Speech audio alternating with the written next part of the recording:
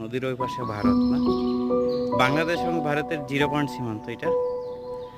আজকে আমরা দীপক দাদের সাথে, দীপক দা আমার ফ্রেন্ড দীপু, লং টাইম পর, এবং আমার আরেক ফ্রেন্ড, সবাই আজকে এখানে ঘোরার উদ্দেশ্যে।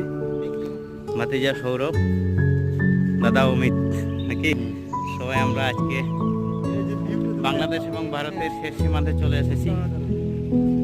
দাদারা অনেক কষ্ট করে এসেছেন এই পানির মধ্যে, চারদিকে বন্যা।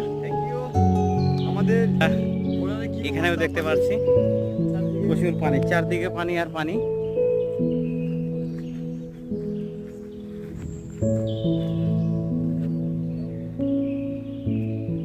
সিলুয়া চা বাগানের একটি খুব সুন্দর জায়গা বলতে গেলে, প্রাকৃতিক সৌন্দর্যে ভরপুর একটা জায়গা।